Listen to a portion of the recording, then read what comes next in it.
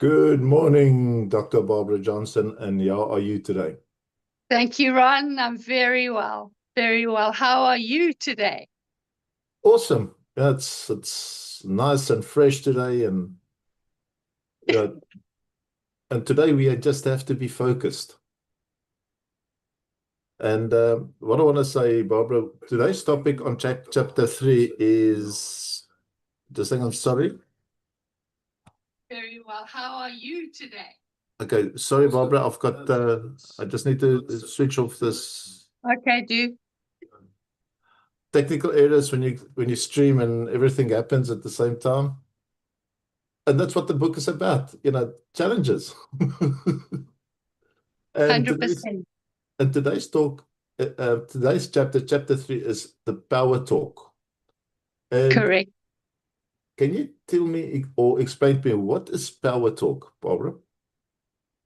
So, to take a little step back into context, the book, Yes, Yes, You, 10 Stepping Stones to Get On with Your Life, is based on 23 years of trauma counseling, life coaching, executive coaching, and I have become an author of several books now. And today's one is out of Yes, Yes, You. Today's stepping stone of 3 of the 10 is Power Talk. And to answer your question, Ron, this Power Talk story comes from the idea of optimizing that little voice. You know, that one that sits on your shoulder and keeps you small and restricted and out of your growth area. Power Talk challenges that. Power Talk challenges the mind. The mind is operative to keep us small, to keep us out of areas of risk. Growth comes from the uncomfortable. Growth comes from taking risk. Growth comes from challenging ourselves and giving us the power of choice. So the whole concept of power talk is best we tame this little voice that sits on our shoulder and sits and keeps us small. Barbara's quite interesting as just mentioning that. And it's like yesterday I put a post in, and it talks about the post I put there is failure. And that voice sometimes speaks about failure. And the failure for me is a stepping stone to success. But what is worse than failure is a regret of not starting, because that other little voice says, don't do it. But your gut says to you, why don't you try it? And I find it so, how can I put it? So powerful that if you don't fail, yeah, you're going to grow. Yeah. It just reminds me of a little kid. When he starts walking, he doesn't care if he falls down. He'll stand up and walk again. Mm. So my next question is, how do we become aware of our little voice? Well, it seems to me that our little voice has this little tactic of whispering to us. It's very sneaky. So the whisper is usually unconscious, and we are therefore manipulated by our past conditioning. We have been conditioned by our parents, our government, our church, our schools, social media. The conditioning comes from that which is of other people's opinions, and we have this mindset change to put in place so that we can possibly act differently. And it's quite strange. You've been conditioned in the past. And I think a lot of us are still sitting in the mindset, go get a job, everything will be safe. And it's so interesting of speaking what you just said now. I just listened to a podcast with Tony Robbins and Sean Bartlett, and he's speaking about it exactly of Tony's lifestyle. Yeah, he grew up with four fathers, one mother, and an alcoholic, and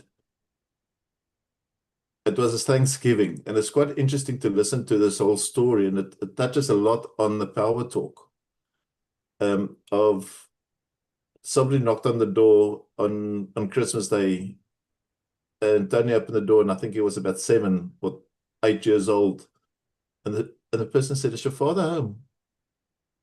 I says, "Let me go call him." And he called his father, and father saw this person with a turkey in the hand and groceries in the other hand, and the father went and slammed the door in the person's face and says, "I don't need self-pity."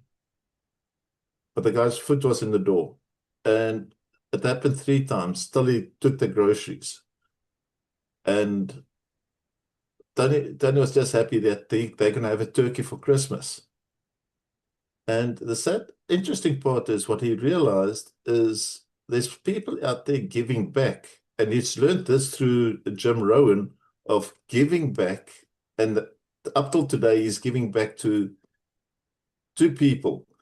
And that was his calling of that little voice in him because of a trauma that happened. And that's how he started building up his wealth. But there's a thing which is quite interesting, is in that a podcast, they spoke very much of AI. Yeah, it's going to disrupt. And what you're just saying with what we've got now, go get a job, your job will save if you go work for government. With the AI coming in as an example, it's going to cause so much disruption in families, in government, and can even lead to violence. And I think this is, and Nate speaks about it, and I think this little voice is, it's time to change the way you think, to follow what your passion, your purpose is. But what's also quite important, I was listening to Simon Cowell last night of his life story with Bartlett. It says what happened in the 60s with vinyl records is coming back now because people don't want technology. So a lot of things is happening because somebody's little voice told him, change, or maybe just go back and make it better. And I think this is just what you said, is that finding that little voice in yourself. The next point is, why is managing that inner voice so important for a better life? Well, the short answer is if we don't consciously manage the little voice, we cannot grow. We will be stuck in the past. We will be stuck in other people's opinions. You know, Ron, growth comes from challenging the past and those other people's opinions. It comes from us finding ourselves, our true selves. And quite frankly, our future relies on us finding and managing and hearing and working that little voice that keeps us small and suppresses us back into our subconscious minds. That little voice has to be tamed, managed, and grown. That's the only way we have any chance of living into our potential selves. We have got to find that place in ourselves that talks about our alignment to our values and our beliefs that bring us into a bigger, better, bolder human being. We have to become bigger. Our little voice, our power talk is what needs to grow so that we can take courage and confidence. You know, I'm working with a young man at the moment who is 23 years old, and he is being intimidated by his boss. And the intimidation is public, and the intimidation is consistent, and the intimidation is hurtful. And that little voice says, I'm just little. I don't have a voice. What if I get fired? What if? And it is in his standing, in his values, in his belief of what humanity, bosses, and employees should be about, that he gets the courage, he gets to challenge that little voice that's keeping him small. We have to stand for the values that we have and the beliefs that we have. Otherwise, we have to make other changes, put in other behaviors. We are in charge, not the past. And Barbara, it's so interesting talking about this boy, and it just brings me back to last night listening to Simon Cowell and Sean Bartlett, and speaks about and Sean Bartlett asked Simon Cowell, how do you find your purpose and passion? This is the age of 6. I was interested in music and so forth. And when he found a job, the only job he could find is in one of the record studios as a postboy, working with a post. And he was there for 18 months and didn't even grow. And his father says, get out of there, get into the real estate business. And he says, okay, let me try it. But his father knew one of the big guys at this studio. He says, why was my son always in the post, sorting out the post? Give him a better job. So the guy gave him a better job. But what Simon looked at, it says, the real estate business wasn't for me. It wasn't for me. I was happy of earning less, but I was dealing with people which I'm passionate about in the industry I'm in. And that's how I started growing, because he figured out things that he wants. It was never about the money. It's finding that inner voice in himself and says, or as he speaks about his gut, that he found what he wants. And that's how he built up his empire. Because if he chased that real estate business, he will never be happy. And it's also quite nice to listen about that inner voice of the tribe. Even at a lot of money, he still felt sad. He was sometimes happier when he was poor, because of that inner voice putting him into where he was. That gut feel says, you're in a safe place now. You might be staying at the age of 30 by your parents. And sometimes that inner voice is a pride that keeps us away of not achieving that we want, because we're listening to that voice that says no. The voice of the past, the voice of no risk, the voice of staying small. What do you mean by discernment in this chapter? The discernment is really about coming to a place of clarity. Discernment is about challenge. Discernment is about saying, well, this is what is, and this is what could be, and where do I sit in that? Whose life is this? This is my life. This is my step into the future. This is my growth, and this is my contribution to life itself. Discernment comes about when we question, challenge, when we work with what works and when we work with what does not work. When we work with our values and our beliefs, when we work with what it is we want.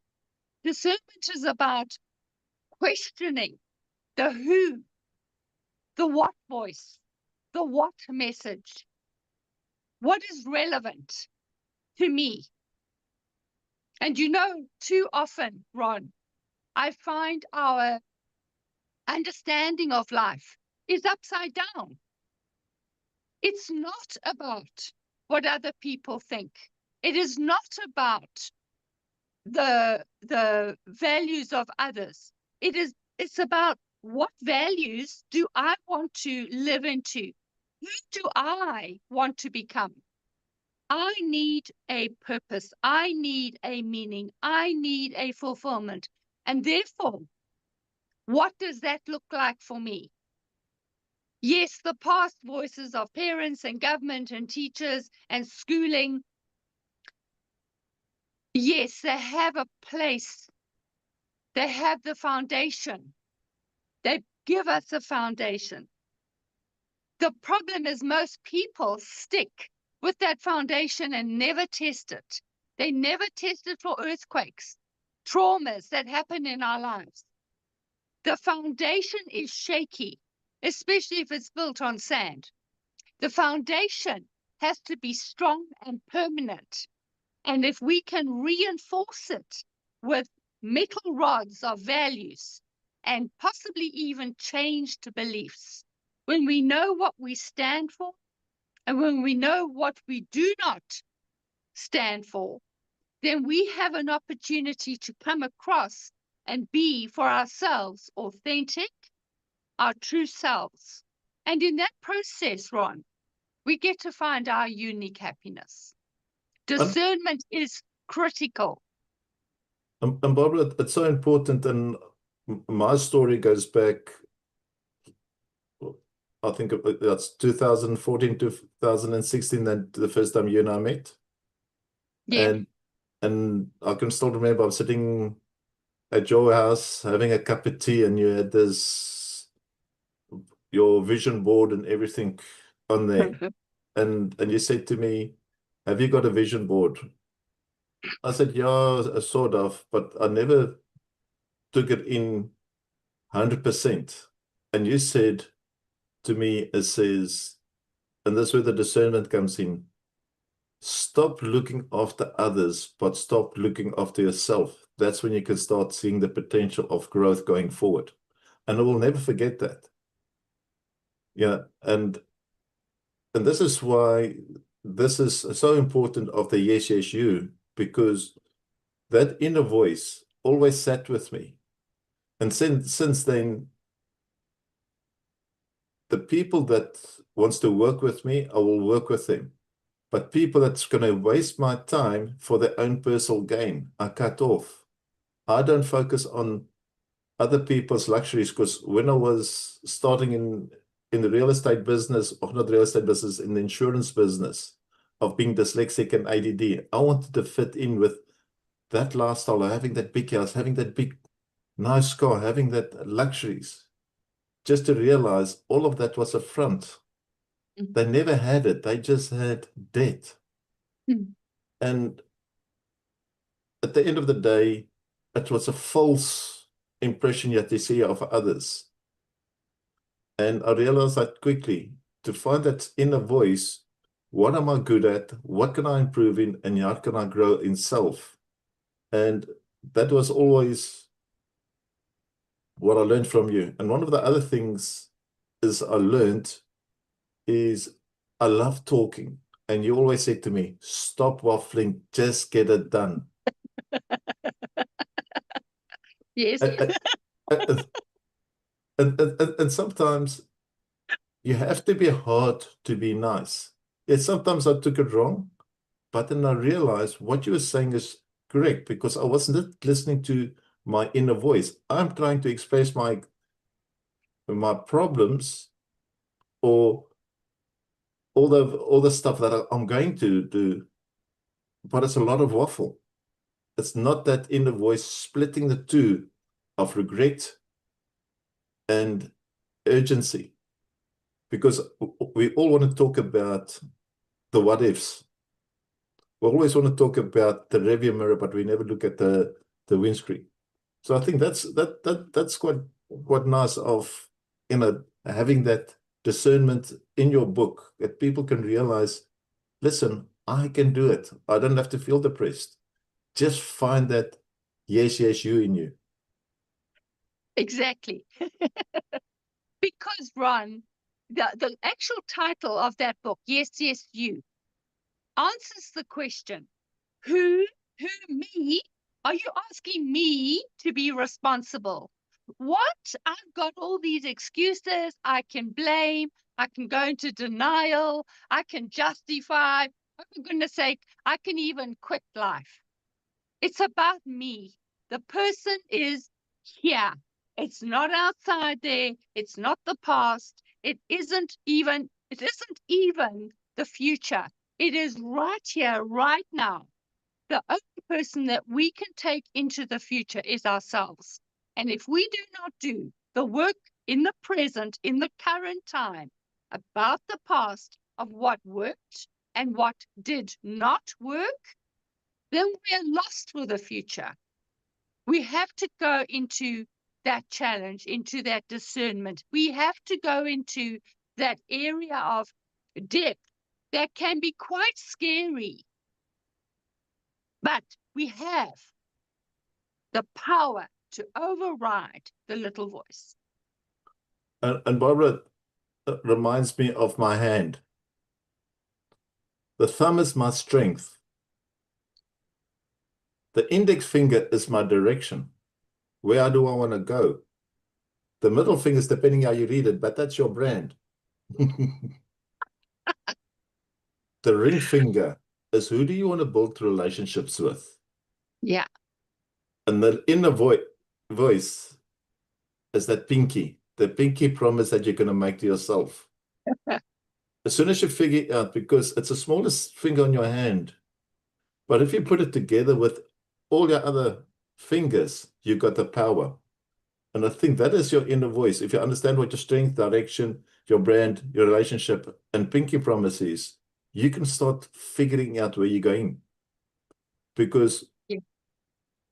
at the end of the day, stop pointing fingers because all has got three fingers pointing back at you. Rather point the hand. Because that's the way I see getting your purpose out if you want to grow. So, which brings me to the next one. How does this chapter help people make better decisions? So we have to first give ourselves some permission to be allowed to create our own lives. So what is it that we want? Too often, Ron, we do not know what we want. We're being pulled by the nose by other people's ideas, other people's plans, other people's opinions. So we just go along, because you know what? It doesn't create waves. But this is not why we were put on this earth. We were put on this earth to live a life of purpose, to live out that which is ours, our uniqueness, our strength, our compassion for humanity. That is why we were put on this earth. We have to change our mindset. We have to be conscious of ourselves. We have to dig into the subconscious mind and pull it. And it takes work, Ron. It takes work. 95% of our being is in the subconscious. We don't know what's down there until life throws us a curveball. So rather than wait for the curveball, my preference is to go within self, develop self, find out what crud is down there, put it up, push it out, and replace it with something of value. That for me is the consciousness of self, to bring self to the party. We are here for a reason. At this time, with these people, we have a job to do. And you know, Ron, if we do not hear that life task in the whispers of the little voice, because the little voice does that too. The little voice doesn't just keep us small, but it also has the truth. And if we cannot hear it, we cannot live into it.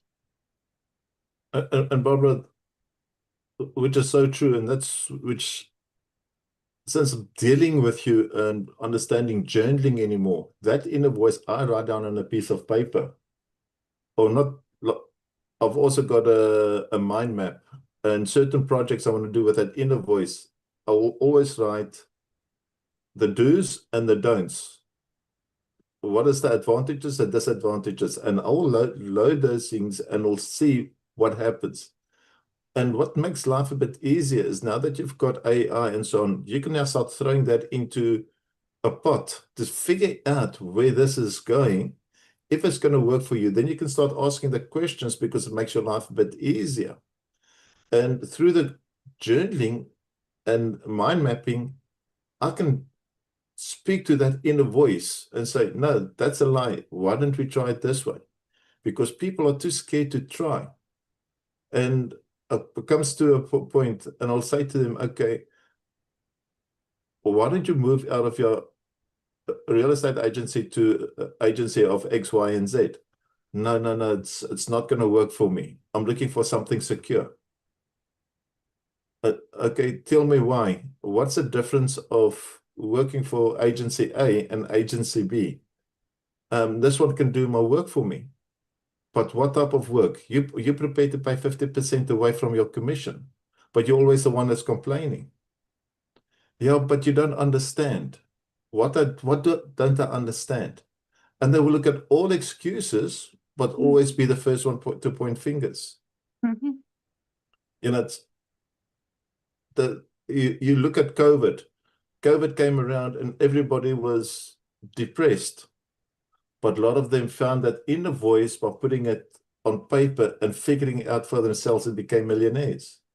Because sometimes you have to go into a situation and say, what now? How do I become that person? You know, and I think through your guidance and through your skill set helping me with journaling has helped me quite a bit of figuring out how to answer that inner voice. You know, Ron, I've worked voluntarily with a rehab center for the past 3 years. And the one tool that I presented to them as something that could sustain their inner self, bring to the fore their inner self, was this tool of journaling. Journaling is so powerful. It goes so deep. It is the best buddy, companion, friend you can ever have, because it is a place where you get to land you, the true you, and you get to see him or her. You get to take action because of what you're seeing. You get to grow yourself, just like that tenacity of the seed that has to pop so that it can shoot and root. It takes force, it takes power, it takes decision, it takes huge commitment, consistency for something to change. We are no different. We can logically tell the world every excuse that is in the book, but it comes down to ourselves. The bottom line is right here. So which brings me to the next point. What are the common mistakes people make with their inner dialogue?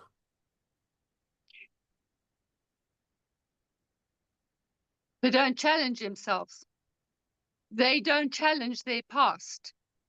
They don't challenge the beliefs and the values and the arrogance and the conflict of their lives. They don't challenge the more of life. They think that this is all there is. That's not true. The power is sitting right here. This is where the power is. If we do not have the imagination, then for goodness sake, go get yourself a coach or a mentor. Go and get yourself some counseling. Go get yourself a support group. Do something about here. When we do something about here, we get to add nutrient, add water and sunshine to that little seed that is destined for growth. It's only us that stops that. Barbara, it's so true what you just said there, and I never thought of it till I listened to Simon Kell last night. he went through a difficult time in his life. Just I think 2022 or 2020, when he went on a scooter and he fell and he broke his back, and they had to put a rod in his back, and he had to go through some form of counseling. And he said sometimes it's not the counselor that you have to speak to that you feel there's something wrong with my brain. Is to get that, and he said it, get that inner voice out, because you store up all of that problems, all of that negativity, all of those new ideas, but you don't know who to share it with. But if you work with a professional like yourself, you can extract that information to make your life better. It's not about I'm seeing a person to understand my problems. You're seeing a person to help you to figure that out where you want to go. Because I can remember Precisely. what you said to me. It says, just change one word. Instead of I will, change it to I get to. I get to wake up. It just makes a big difference. I get to be healthy, or will be healthy, because it's in the future. But I get to make so much difference with that inner voice to become who you ever want to be. And it's never about the money. It's about what puts you out there that you can relate to, becoming that person you wanted, or speaking to people like you to find that inner voice in yourself. As I mentioned before, being dyslexic and ADD, I found my inner voice by just going to Toastmasters, that I don't speak like a crossword puzzle. You know, and now I can speak to, doesn't matter how many people on the stage, I feel comfortable. It doesn't fear me anymore. And that's the key. So my other point is, how do you teach someone to listen to the inner voice positively? Well, it goes back to journaling. I'm an advocate for journaling. Though journaling has the power to make us be still. I have this beautiful ritual. Ron, I'm 71 years old. I still do the work daily. Why? Because I still want to grow. I still have to show up each and every day. Who am I going to show up as? If I don't know who I am, how on earth am I going to help people find out who they are? I have got to walk my talk. Journaling is the way you listen. My ritual every morning, I call it yacht, yellow velvet armchair and hot tea. I sit facing the sunrise. I have my journal and my color pens, and I write today's date and today's day of the week. Why, Ron? Because I am celebrating that I got to wake up. I'm celebrating that there will never be another day called this day. Ever, ever. Journaling ritual is your place where you connect with self, where you find yourself in a grumpy mood or in an elated mood, in a place of contentment or in a place of chaos. It doesn't matter. The journal doesn't judge. You just show up and you bring to the journal that which is authentic of self. I don't know a better way than finding self than through journaling. And what I found quite interesting, what you just said there, sometimes I see so many parents trying to live through their kids and give them all the negativity of not growing. And all of a sudden, all of this pain gets put over to the kids because parent A or parent B is sitting with the pain. And this is which brings me to the next point. Yeah, is the power of talk linked to the growth of confidence. Oh, wow. Well, that is about knowing yourself and doing yourself and just being yourself. Because in power talk, the way you talk to yourself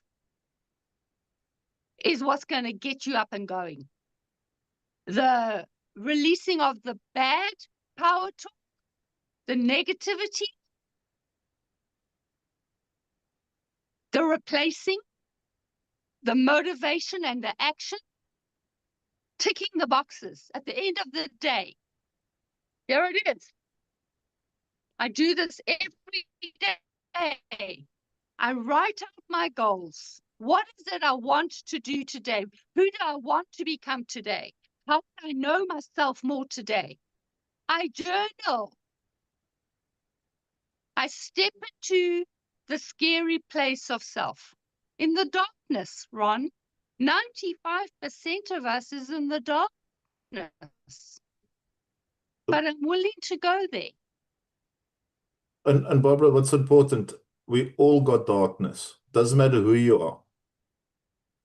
And you know, it's doesn't matter how wealthy you are, how happy you are. There's days that comes through that you're always gonna have some darkness. You're gonna have that cloud over you. And it's how you're gonna manage that cloud. And that cloud can go two ways, either into severe depression, or I get to wake up and start a new day. I just said every day is important.